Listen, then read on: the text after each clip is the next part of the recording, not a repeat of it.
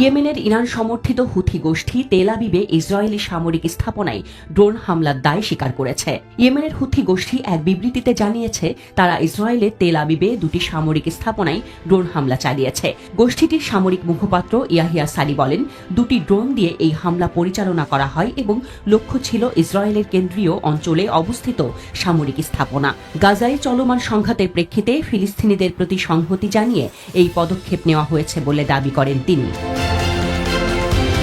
এই ড্রোনগুলোর মধ্যে অন্তত একটি জর্ডানের আকাশসীমায় ঢোকার পর প্রতিহত করা হয় এবং পরে তা মাদাবা প্রদেশের মাইন এলাকায় ভেঙে পড়ে। ডেড সির কাছে এই ঘটনা ঘটে বলে নিশ্চিত করেছে জর্ডানের সেনাবাহিনী। যদিও এতে কোনো হতাহতের খবর পাওয়া যায়নি, তবে এটি মধ্যপ্রাচ্যে বেড়ে চলা উত্তেজনার স্পষ্ট ইঙ্গিত।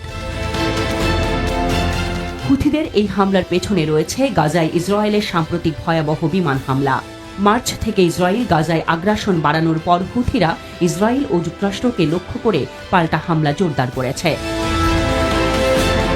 শুক্রবার গোষ্ঠীটি দাবি করে তারা উত্তর লোহিত সাগরে অবস্থানরত মার্কিন রণতরী ইউএসএস হ্যারি এস ট্রুম্যান এবং অন্যান্য যুদ্ধজাহাজেও হামলা চালিয়েছে। তবে এই দাবি অস্বীকার করেছে যুক্তরাষ্ট্রের সেন্ট্রাল কমান্ড। এর জবাবে যুক্তরাষ্ট্র হুথি নিয়ন্ত্রিত ইয়েমেনের বিভিন্ন এলাকায় অন্তত ৩০টি বিমান হামলা চালায়। রাজধানী সানা, মারিব ও হোদেইদা প্রদেশে এসব হামলা হয়। সানার মাউন্ট নুকুম, বানি হাসিস ও সানহান এলাকাগুলোতে বিস্ফোরণের শব্দে স্থানীয়রা আতঙ্কিত হয়ে পড়ে।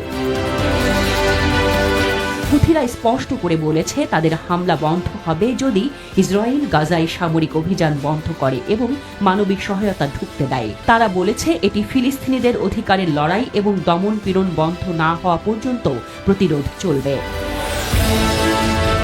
বর্তমানে গোটা মধ্যপ্রাচ্য এক জটিল পরিস্থিতির মধ্যে রয়েছে। হুথিদের সক্রিয়তা, ড্রোন হামলা, মার্কিন পাল্টা হামলা ও জলসীমায় সামরিক উত্তেজনা পরিস্থিতিকে আরও ভয়াবহ করে তুলছে।